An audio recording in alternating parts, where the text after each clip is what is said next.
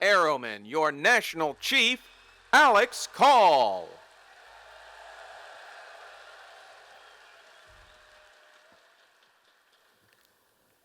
Robert Michael Gates is an American statesman, scholar, and university president who served as the 22nd United States Secretary of Defense from 2006 to 2011. Prior to this, Gates served for 26 years in the Central Intelligence Agency and the National Security Council, and under President George H.W. Bush was director of the CIA. During this time, he also served as a member of the National Order of the Arrow Committee and as president of the National Eagle Scout Association. After leaving the CIA, Gates became president of Texas A&M University. In 2006, he was nominated by President George W. Bush as Secretary of Defense. In 2007, Time named Gates one of the year's most influential people.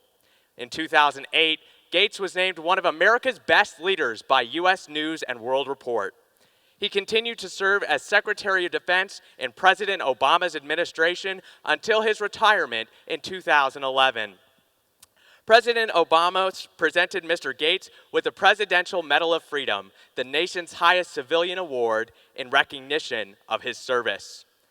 According to a Washington Post book review, he is widely considered the best defense secretary of the post-World War II era.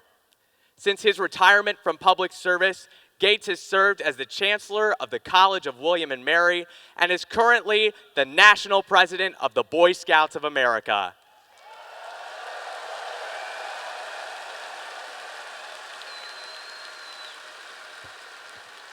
Airmen, it is my distinct honor to welcome to the stage Dr. Robert M. Gates.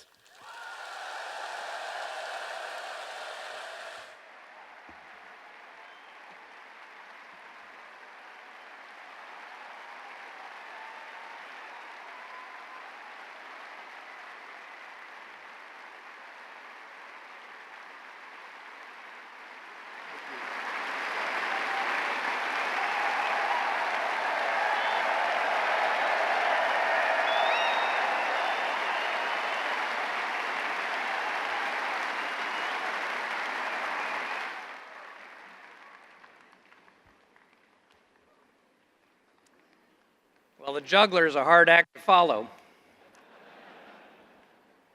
But then I juggled the Congress of the United States for a number of years.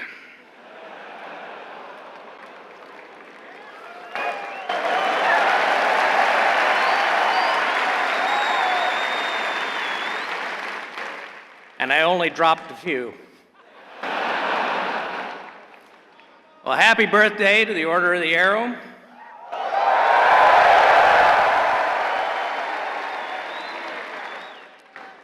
Looking out at all of you, I would say that this outfit is in excellent shape despite its 100 years of age.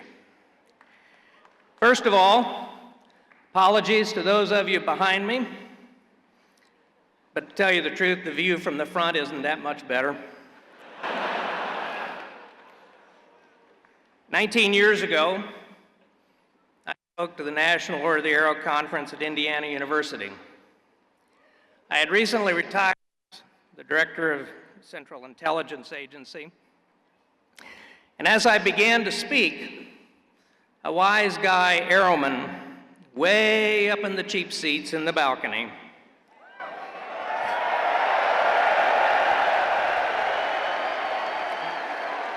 yelled out, "Who killed President Kennedy?" And I slowly pointed up to the area where I heard his voice, and I said, "I know who you are, and I know where you live."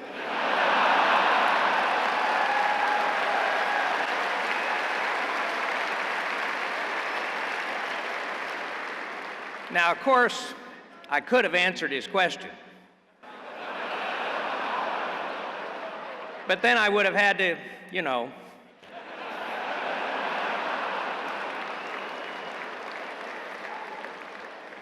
For those of you who question the appropriateness of a former CIA director and defense secretary leading the Boy Scouts of America. Let me remind you that Lord Baden-Powell was both a soldier and a spy.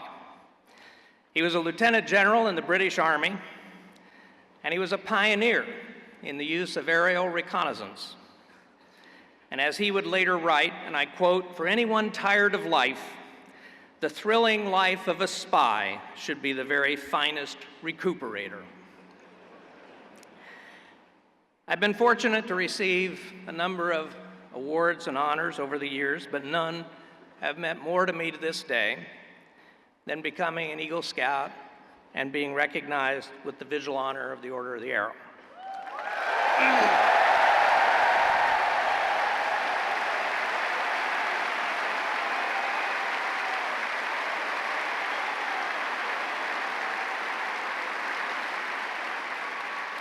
My memories of scouting and of OA are vivid. After all these years, I remember as a kid in Kansas being taught by my scoutmaster how to cook in winter on a fire of dried cow chips, imparting a distinctive flavor to already nearly inedible food. Or serving on our council's pioneer camp in Colorado, a camp where the staff ate with patrols. The memory and taste of that food lingers still. Or when I and another airwoman were assigned by our OA Lodge in Kansas to publish a Kansas camping guide, and we bought all the paper before we wrote a word. 116,000 sheets of paper, all delivered to my parents' dining room. Or when I was an assistant scoutmaster in college in Williamsburg, Virginia, and we took a canoe trip. Down the Chickahominy River, roaring downstream at full speed, and very nearly ramming a very ripe dead cow floating in the river. It would have been an explosive experience.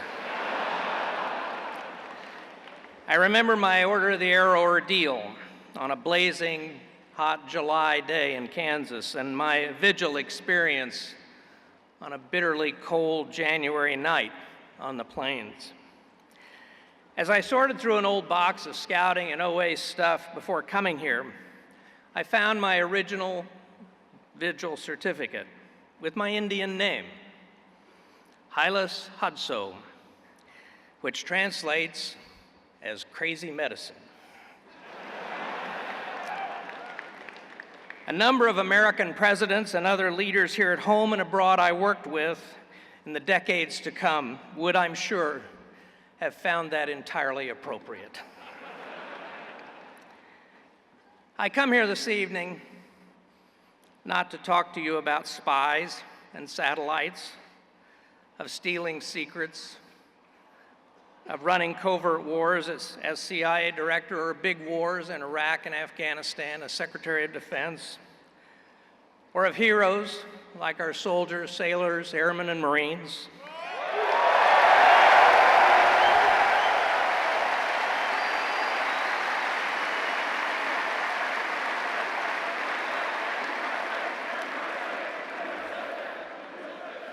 Or of villains like Saddam Hussein and Osama bin Laden.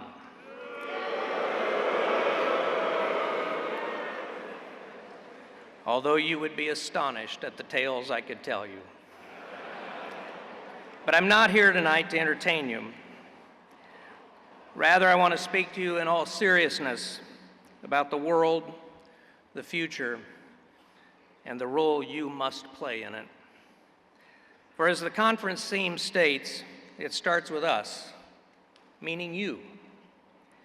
I speak to you this evening as a leader from one generation to the leaders of the next, young leaders on whom much will depend. The 20th century began in 1900, just a few years before Scouting and the Order of the Arrow were founded, a century that opened full of extraordinary hope, optimism, and promise. A time long ago when governments and peoples believed that they had become too civilized, to make war on one another again. That bright optimism was quenched by the bloodiest century in human history.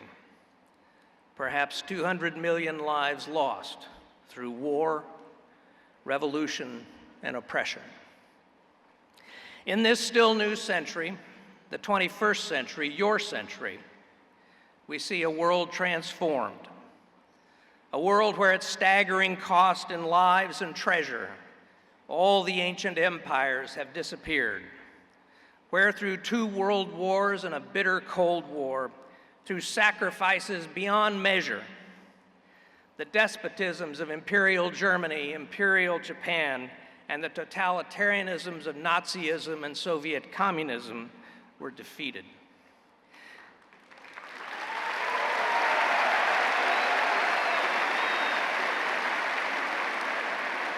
We see a world today where, as never before, people are demanding peace, democracy, and an economic system that works. Over the last quarter of a century, we've seen the Soviet Union collapse, the Cold War end in our victory, Eastern Europe liberated and Germany reunified, and democracy advancing in Latin America, Africa, and Asia. And yet, with all the change and all the promise, the world we see today is in many ways more turbulent, more unstable, more violent than the world we left behind us years ago. This is the world you will inherit. The Middle East, from Tunisia to Pakistan, is in flames. War consumes Libya, Syria, Iraq, and Afghanistan. Violent Islamic extremists such as ISIS and Al-Qaeda recruit not just in the Middle East, but here in the United States and in Europe. And they seek to carry out attacks here and there. Iran foments instability in the region as it pursues a nuclear weapons capability, and religious conflict and persecution abounds. Russia has seized territory beyond its borders by force, and Vladimir Putin threatens the use of nuclear weapons in terms not heard since the darkest days of the Cold War. China's resurgent, challenging U.S. military dominance in the Western Pacific even as it steals our technology. Russia, China, North Korea, and others launch cyber attacks against American companies and against the American government. And tragically, many of these phenomena have a counterpart in our own country. Ethnic and racial conflict, terrorist attacks by Americans against Americans, governments seemingly unable to cope with the challenges that face society, extremism of every kind finding voice in violence. But there is another reality. For the first time in human history, people all over the world are seeking political freedom and economic opportunity. Through the internet and other modern technologies, the freedom to communicate, to share ideas is open to all. But to realize the opportunities created by political change and technological development, to address the challenges to peace and preserving freedom, we Americans must abandon the dream that as individuals and as a nation, we can put down the burdens and responsibilities of leadership at home and abroad. In a world of revolutionary change, of unprecedented hope side by side with instability and violence, what can we say about the future? The role that America will play in the years to come, and I believe the future of the world itself, will depend on the kind of people we 21st century Americans prove to be. And that means the kind of leaders you airmen will become, because it starts with you.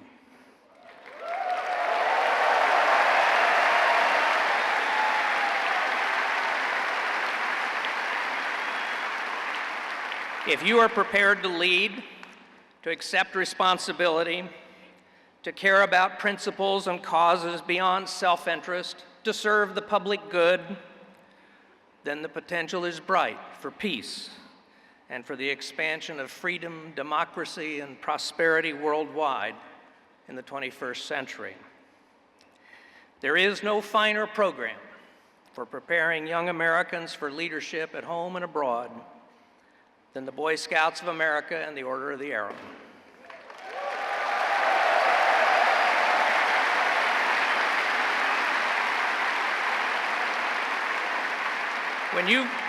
When you first presented yourselves before Alawatsukima in preparation for your ordeal ceremony, the mighty chief warned you of the tests to come. The first was to spend a night alone to prove your courage and your ability to care for yourself.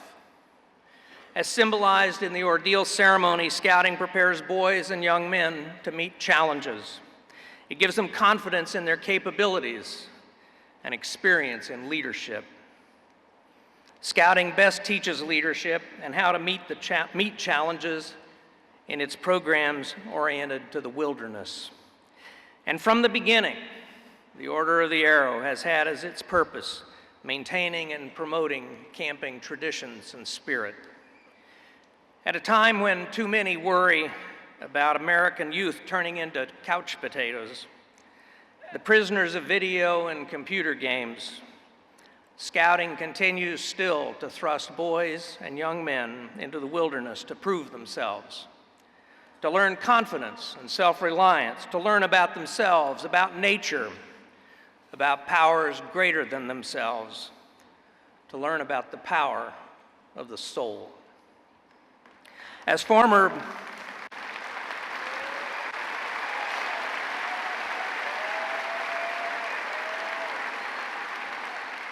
Supreme Court Justice William O. Douglas wrote a number of decades ago, "If throughout time the youth of the nation accept the challenge the mountains offer, they will help keep alive in our people the spirit of adventure." That spirit is a measure of the vitality of both nations and men. A people who climb the ridges and sleep under the stars in high mountain meadows, who enter the forest and scale the peaks, who explore glaciers and walk ridges buried deep in snow, these people will give their country some of the indomitable spirit of the mountains.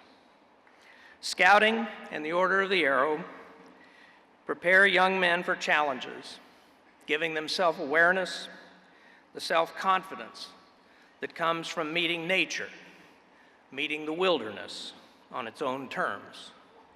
And it starts with you.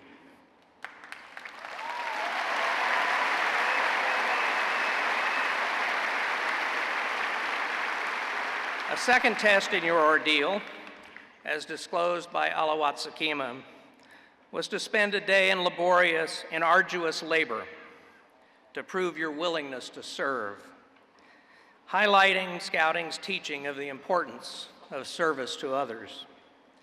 As you grow older, you will find yourselves surrounded by people of talent, power, influence, and wealth from many fields of endeavor.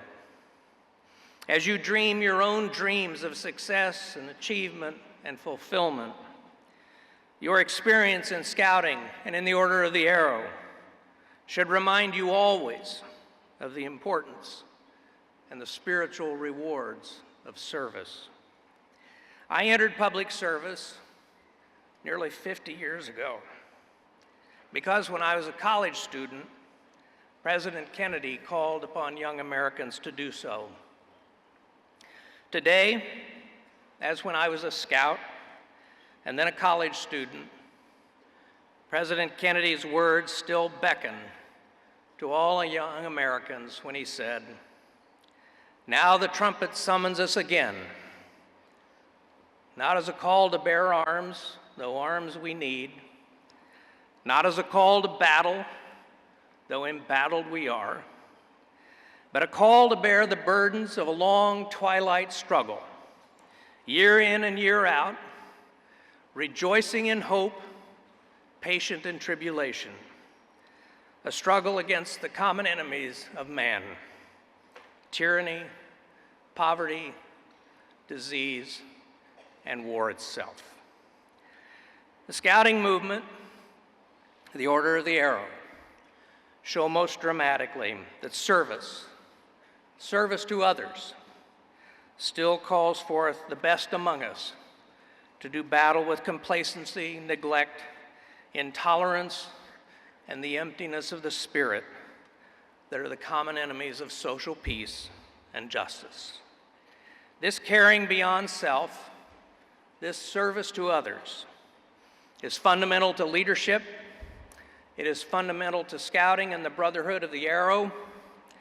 It is fundamental to democracy and to civilization itself. And it starts with you.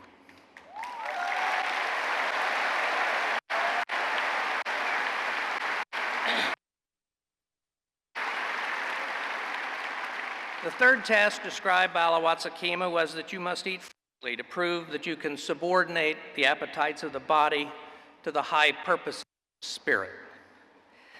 Values are essential to leadership.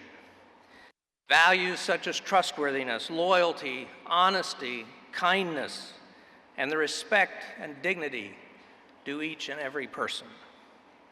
This is perhaps Scouting's and the Order's greatest contribution, teaching these values. Far too often, the large problems of our world, of our country, of our communities are traceable to individuals forgetting or never learning the simple virtues of the Scout law. Think how different things could be if others, like Scouts, would celebrate all we have in common while respecting our differences. As you look around the world and you see the many shapes of cruelty and oppression, as you look at our own country and your hometown, think if only people could practice the tolerance and justice and kindness and religious faith contained in the Scout oath and law.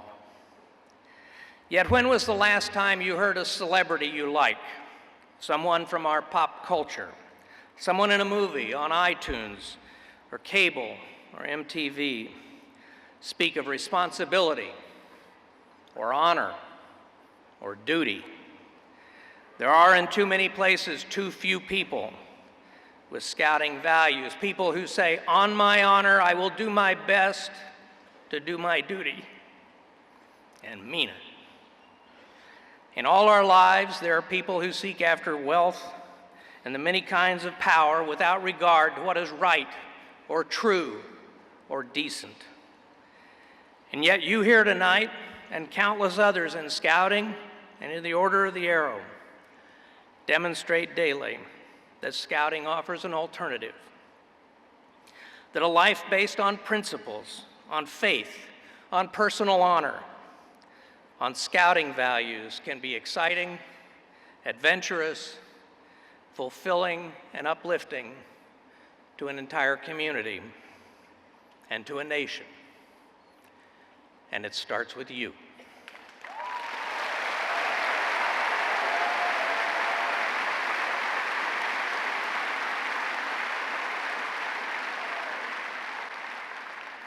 I worked for 8 presidents of the United States, 4 of them in the White House itself. I observed or worked with 14 secretaries of state, 13 secretaries of defense, 9 chairmen of the Joint Chiefs of Staff, 14 national security advisors, and more generals and admirals than I could count. Yet over nearly half a century of public service, I never found better insight into what truly makes a leader than in the ordeal ceremony of the Order of the Arrow.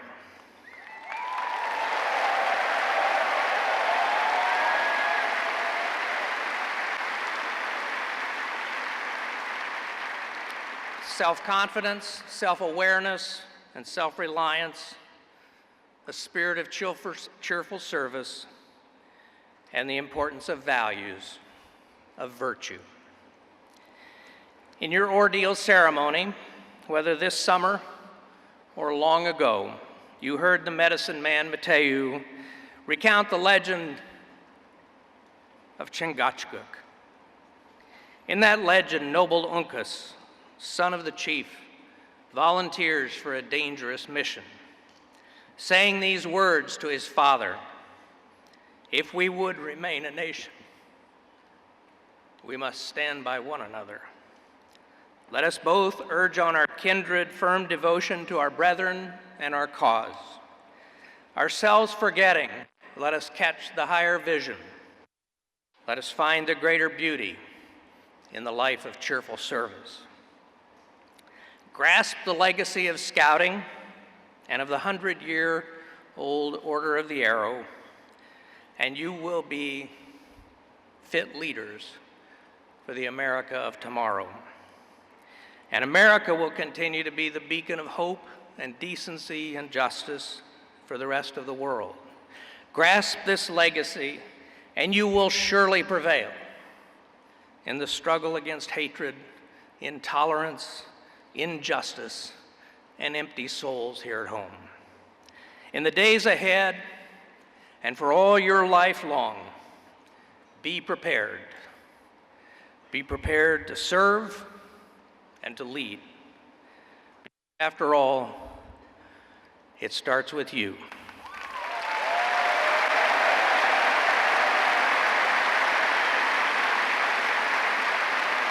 God bless you. God bless the Boy Scouts of America. God bless the Order of the Arrow. God bless America.